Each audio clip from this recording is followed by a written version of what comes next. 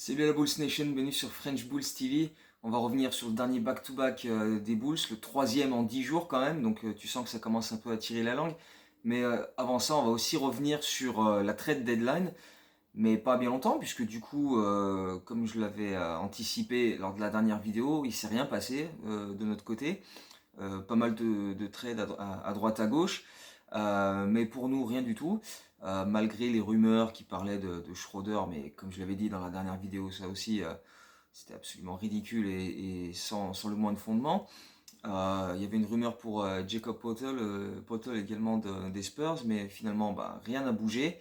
Et donc voilà, c'était un petit peu comme je l'avais anticipé, donc j'ai bien fait de ne pas suivre ça vraiment bien après jeudi soir. Et derrière, on a eu une interview d'Arturas Karnisovas qui expliquait justement que voilà, ils n'avaient pas voulu modifier le groupe parce que c'est un groupe qu'ils aiment beaucoup, en qui ils ont une énorme confiance.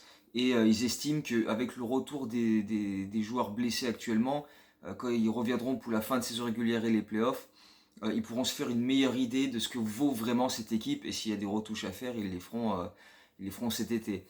Parce que il disait en gros, euh, quand il y a eu le groupe au complet, à part Patrick Williams, parce qu'il s'est blessé très rapidement dans la saison, sur un échantillon de 16 matchs, les Bulls étaient top 5 en attaque et en défense, et voilà, parmi les meilleures équipes de la ligue. Et on se souvient tous de novembre jusqu'à à peu près un peu avant mi-décembre, comment l'équipe, collectivement, ça jouait de manière absolument folle.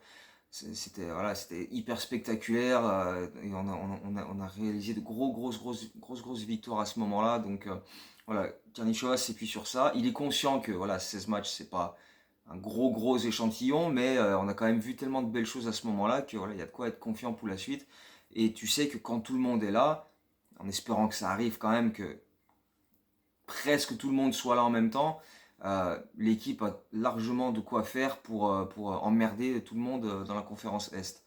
Et d'ailleurs, derrière, Zach Lavine l'a dit aussi, quand on est au complet et qu'on est à fond, je vois pas qui peut nous battre dans la conférence Est. Donc voilà, les Bulls sont vraiment axés sur ça. Karnišovas a dit aussi que voilà, ils avaient été très actifs à la deadline l'année dernière, quand il y avait eu Vucevic, Javonte Green, Daniel Theis, etc.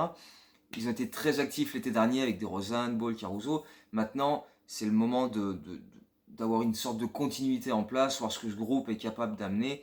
Et c'est sûr que ça aurait été mieux et on aurait pu se faire une meilleure idée encore si Caruso et Lonzo Ball notamment avaient pu jouer plus souvent sur les dernières semaines. Mais voilà, c'est comme ça, on retient sur l'échantillon qu'on a et l'échantillon est très bon. Donc il faut maintenant attendre que ces gars-là reviennent de blessure et que ça reparte dans ce sens-là. C'est en tout cas le message qu'a laissé entrevoir Arturas Karnišovas, qui a dit être très fier de ce groupe et de la manière dont tout le monde a été capable d'apporter quelque chose. Voilà, quand il y a eu des blessés, voilà, il y en a d'autres qui se sont montrés, qui étaient capables de prendre le relais. Donc voilà, collectivement, ce groupe a vraiment de belles choses à montrer encore. Donc voilà, les dirigeants veulent laisser une chance à cette équipe voilà, de montrer ce qu'ils sont capables de faire sur la fin de saison régulière et les playoffs.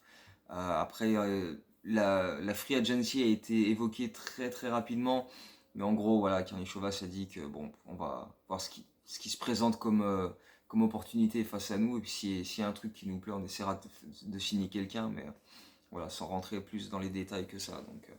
Donc voilà, au final, une deadline très calme de notre côté. Et derrière, on a enchaîné avec un back-to-back qui, tu l'aurais vu sur le papier il y a quelques semaines, tu dis, ouais, on va affronter Minnesota et OKC. Bon, ça va, sauf que non, parce qu'on a tellement de blessés. Et puis, c'est comme je l'ai dit au début de la vidéo, c'est un troisième back-to-back en 10 jours. On a joué 7 matchs en 10 jours. 3 back-to-back. Là, tu sens quand même, ça commence vraiment à se sentir dans les jambes et tout, parce que tu sens que les mecs ils sont fatigués. Ça s'est beaucoup vu sur ce dernier match là contre OKC. Et puis en plus, bah voilà, il y a toujours des absents. Pas sur ce premier match, mais bon, ça on va y revenir après sur l'infirmerie. Mais sur ce premier match contre Minnesota, ça a été un match très disputé tout le long. Pendant en tout cas les 3 premiers quarts-temps, c'était vraiment deux équipes beaucoup plus porté sur l'offensif que sur l'aspect défensif, avec des styles différents quand même, parce que Chicago faisait parler une bonne circulation de balles, trouvait des shoots ouverts avec des drives, des kicks, etc. OKC, c'était plus des drives, pas OKC, Minnesota, OKC c'est le match après. Minnesota, beaucoup plus de drives avec notamment Karl Anthony Towns qui faisait des feintes et partait au cercle, Anthony Edwards qui partait au milieu de tout le monde et personne n'arrivait à le choper. Derrière ça, à part Russell au début du deuxième quart-temps, l'apport offensif des autres joueurs de Minnesota n'a pas été extrêmement impactant, de mon avis en tout cas. Mais c'est vrai que voilà, ouais, derrière Towns et Edwards, voilà, ça manquait peut-être un peu de solutions et d'une vraie grosse menace pour Minnesota. Mais ils ont quand même été capables de nous poser beaucoup, beaucoup de problèmes. Euh, ils ont été capables de mettre une défense qui nous empêchait d'attaquer le cercle, nous forçait à prendre des shoots un petit peu extérieurs. Il a fallu attendre voilà, ouais, vraiment la fin du troisième quart pour créer pas vraiment un écart, parce qu'on menait que de 1 point après 3 quarts temps. Mais c'est là qu'on a commencé à prendre un petit peu le momentum, à faire un petit peu des différences. Avec Kobe White notamment, qui a rentré 2 paniers à 3 points dans la dernière minute du troisième quart temps, et qui en a rentré 2 très rapidement dans le début du quatrième quart-temps, au moment où Minnesota a commencé à en planter quelques-uns aussi. Mais le problème avec Minnesota, c'est qu'après, tu as l'impression qu'ils sont tombés amoureux du shoot à 3 points. Et ils ont terminé à 13 sur 40 ou 13 sur 43, je sais plus. Mais bref, un pourcentage absolument dégueulasse. Et voilà, ils ont loupé énormément de shoots, notamment à la fin, ils en ont beaucoup précipité. Quand on commençait à prendre un petit peu d'avance, c'est qu'ils voulaient revenir un petit peu vite. Et donc, du coup, ils ont précipité des shoots qui n'avaient pas lieu d'être. Et du coup, on en a un petit peu profité. Kobe White a encore mis 2 paniers à 3 points. Il a claqué 6 paniers à 3 points sur les 13 dernières minutes du match. Il a été monstrueux sur cette fin de match pour nous. Vucevic a fait un taf énorme défensivement face à Towns. Il a eu quelques difficultés par-ci par-là, mais globalement il était là.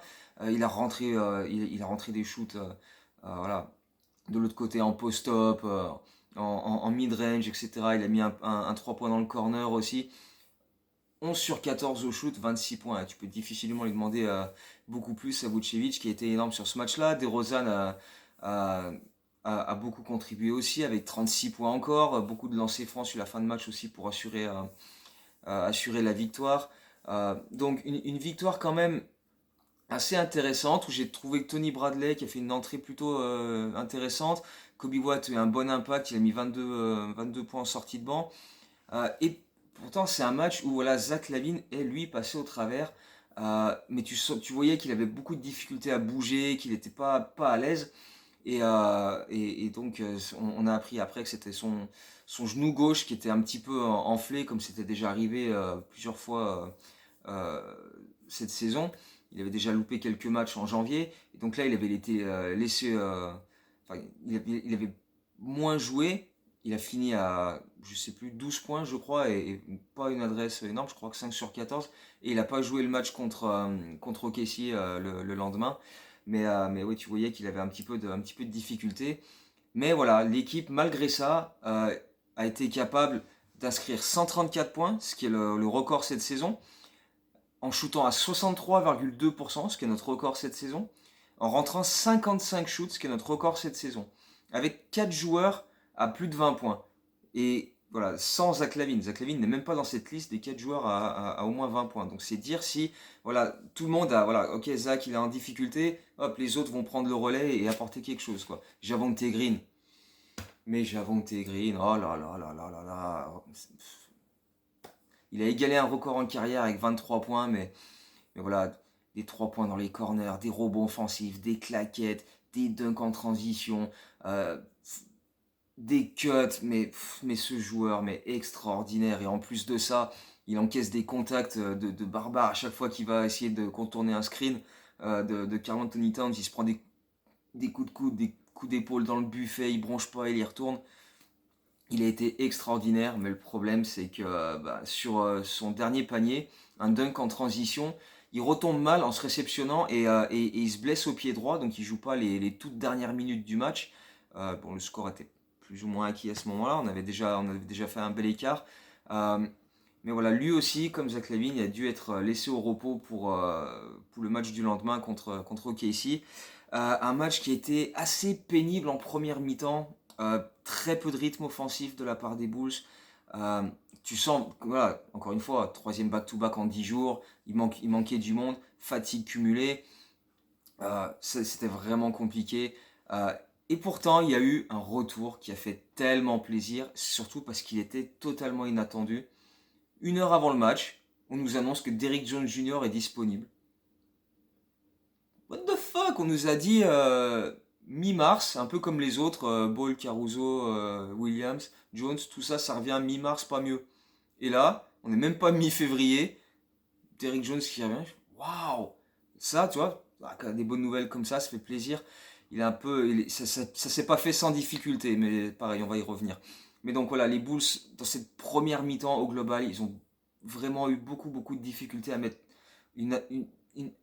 un vrai rythme offensif en place. C'était lent, c'était voilà, pas des passes dans le bon tempo, ça circulait pas bien, il n'y avait pas forcément beaucoup de pardon, d'appels à l'opposé, de cuts. Pareil, Green, il fait toujours des cuts vers le cercle, mais comme il n'était pas là, personne d'autre en faisait vraiment pour proposer des solutions. Vucevic en post-up, il tournait la tête, il voyait que personne allait vers le cercle, donc c'était un petit peu compliqué.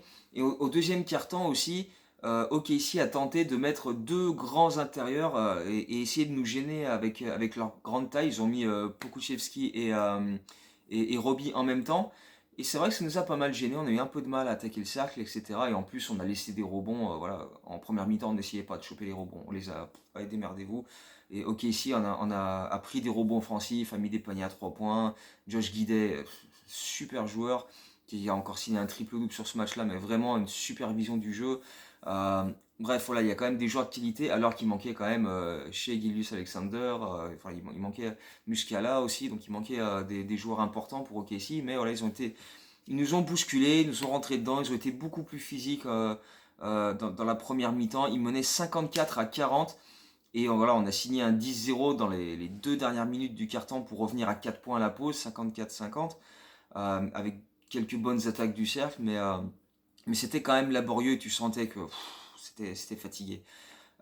Et puis finalement, il a fallu attendre le milieu du troisième quart-temps à peu près, où on a été capable de trouver Vucevic.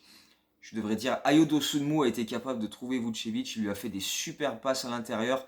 Et Vucevic, avantage de taille, de puissance, de physique, ce que tu veux. Post-up, spin move, hop, lay-up, avec la planche, ficelle. Voilà, il a fait un festival, 15 points dans le troisième quart-temps juste pour lui. Il a permis aux Bulls de voilà, retrouver un peu d'énergie et de repasser devant un petit moment. Mais ok, ici a été très accrocheur sur ce match-là. Eux aussi étaient en back-to-back, mais je pense pas qu'ils en aient fait 3 en 10 jours non plus. Mais bref, voilà, c'était assez disputé au final jusqu'au bout, même si voilà, on a été capable de faire la différence dans le quatrième quart-temps. Derrick Jones Jr. Était aligné en 5 pour terminer le troisième quart. Et c'est là que OKC est un petit peu revenu parce qu'ils ont profité un peu du fait qu'on joue en small ball pour aller attaquer le cercle, provoquer des fautes, obtenir des lancers francs.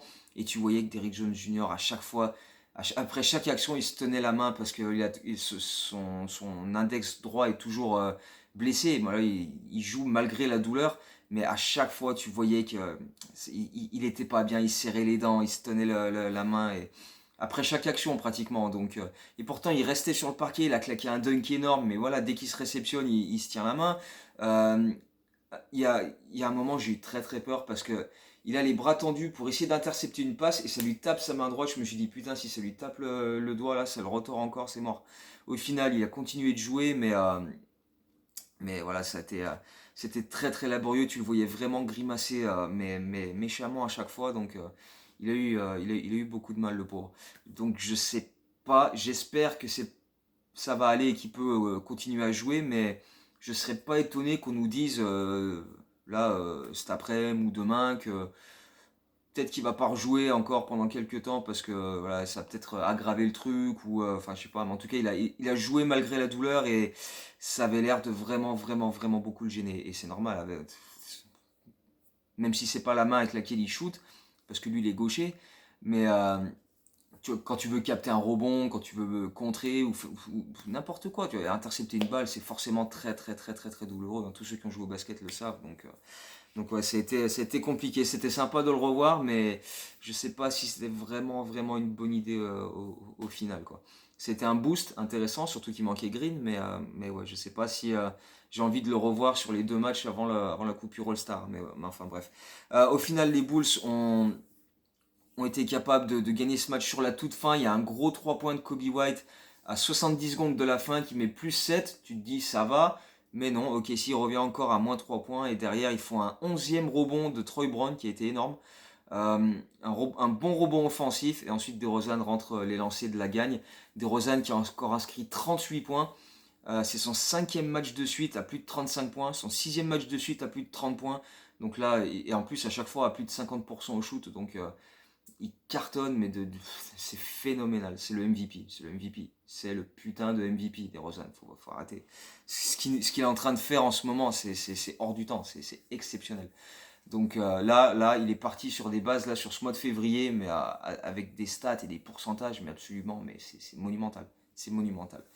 Euh, donc encore 38 points pour DeRozan, Vucevic qui signe un gros double-double avec 31 points, 15 rebonds, 2 passes, non même pas, il n'a pas fait de passe, 2 interceptions et 2 contre, il n'a pas fait de passe sur ce match-là, tellement voilà, on l'a gavé à l'intérieur, vas-y régale-toi, t'inquiète pas pour nous, et donc il s'est bien régalé effectivement. Ayo est passé très proche d'un triple-double avec 12 points, 8 rebonds, 9 passes, Kobe a mis 16 points également, Troy Brown 0 sur 9 au shoot, 0 sur 5 à 3 points, mais il a pris 11 rebonds, dont 3 offensifs. Et j'ai trouvé sa défense, ses box-out, ses close-out, excellent. Il a été énorme pour faire le sale boulot et permettre aux autres de briller. Et donc, même s'il a fait 0 sur 9 au shoot, eh ben, j'ai trouvé son match très très bon.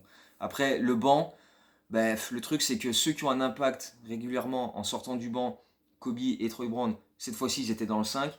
Donc du coup, le banc, ça s'est limité à Derrick Jones Jr. qui a joué un peu plus de 20 minutes. Euh, et qui a eu beaucoup de difficultés, comme on l'a dit. Euh, Tony Bradley a très peu joué, Tyler Cook a très peu joué, Matt Thomas qui n'avait pas joué le match d'avant est revenu là et bon voilà, pratiquement pas vu, donc ouais ça a été voilà, le banc. Malcolm Hill a fait une ou deux entrées intéressantes, il a mis un 3 points, il a fait quelques passages défensifs corrects, mais voilà, forcément ces joueurs là, voilà, au niveau du banc l'impact c'était difficile de leur demander beaucoup plus, donc voilà. Donc ça reste quand même 2 belles victoires qui n'étaient pas si simples que ça à aller chercher. On a eu bien galéré. Les 2 fois, il a fallu attendre la fin de match ou du moins le 4e quart-temps pour assurer le truc. Face à des équipes très très accrocheuses qui du coup, ben, avec nos blessés, ça rééquilibre un peu tu vois, les forces en présence. Euh, mais bon, pas à l'équilibre complet, on était quand même au-dessus avec voilà, quand tu as DeRozan et Vucevic qui jouent à un tel niveau en ce moment, plus Kobe, plus Ayo, voilà, là, ce quatuor-là, voilà, même si Lavine est diminué sur le premier match, il joue pas sur le deuxième, même si Javonte Green loupe le deuxième, quand ces 4-là jouent de la manière dont ils ont joué là, sur ce back-to-back et même sur les matchs précédents, c'est quand même très très fort. Et c'est là que tu te dis, on a vraiment beaucoup d'options. Zach, Demar, Vucevic, Kobe, Ayo, et on a encore Ball, Caruso qui vont revenir, Patrick Williams, Green, Derrick Jones. Qu'est-ce que tu voulais aller chercher quelqu'un à la deadline? On a un effectif de malade et on l'a montré. On n'a pas été premier de la conférence S pendant quasiment un mois par hasard quoi. Donc là pour l'instant on est même deuxième encore, 36 victoires, 21 défaites. On est tout juste derrière Miami. Donc voilà, on est encore là et bel et bien là. On continue de lutter. 3 victoires consécutives maintenant avec celle contre Charlotte aussi. Donc voilà, on est sur un gros run. Il faut là, enchaîner. Maintenant, on a San Antonio demain soir. On a Sacramento mercredi. J'espère qu'on pourra récupérer et Zach et Green et Derrick Jones ou un ou deux sur les trois. Derrick Jones, ouais, ceci dit, je préférais quand même que voilà, si ça fait vraiment trop mal à son doigt, il faut peut-être mieux pas insister et le laisser se reposer encore un peu. Essayer de faire en sorte que ça s'aggrave pas plus que ça et qu'ils doivent se faire opérer et qu'ils loupent la fin de saison, ce serait quand même ballot. Mais ouais, si on peut récupérer Zach et Javonte Green pour les 2 matchs, en tout cas, s'ils sont capables de jouer, parce que s'ils ont trop mal, c'est pas la peine d'insister. Mais voilà, ce serait bien voilà, d'arriver au All-Star Game avec 2 victoires de plus, 5 victoires consécutives. Tu peux reposer un petit peu tes gars, même si tu auras Lavine, DeRozan et Ayo qui seront à Cleveland pour les festivités. Mais voilà, si tu reposes tout le monde et qu'après tu récupères tes gars à peu près à la mi-mars, il y a moyen de finir la saison en trombe, même si, comme on l'a dit dans d'autres vidéos, le mois de mars, il va être galère, parce que tu as quand même 15 matchs, il y en a 11 à l'extérieur, et à domicile, ceux qui vont venir, ça va pas être simple aussi. Mais bon, d'ici là, hein, il va se passer encore beaucoup de choses, donc on va bien voir. On va terminer avec le quiz. Alors là, elle était très compliquée la dernière fois. Elle était très compliquée, j'avoue. Contre quelle équipe les Bulls ont remporté la 2000e victoire de leur histoire? C'était un déplacement aux Lakers. Il y a 8 ans et non pas il y a 7 ans. Hein. Je suis très fort en maths. Parce que c'était en 2014, donc il y a 8 ans et non pas il y a 7 ans. Et cette fois-ci, la question, donc, DeMar DeRozan est actuellement sur une série de 5 matchs consécutifs à 35 points ou plus. Seul Michael Jordan l'a fait dans l'histoire des Bulls, parce qu'à chaque fois qu'un joueur des Bulls fait quelque chose, Jordan l'a déjà fait avant. Euh, mais à combien de reprises Jordan a fait cette série? De au moins 5 matchs de suite à 35 points minimum. Voilà. Donc on se retrouve, allez, on va dire après le match de San Antonio, on devrait se retrouver pour revenir sur ce match-là en espérant avoir voilà, des joueurs qui reviennent en bonne forme et une nouvelle victoire à décortiquer. Voilà, d'ici là, bah, portez-vous bien et à très bientôt. Ciao, Go Bulls.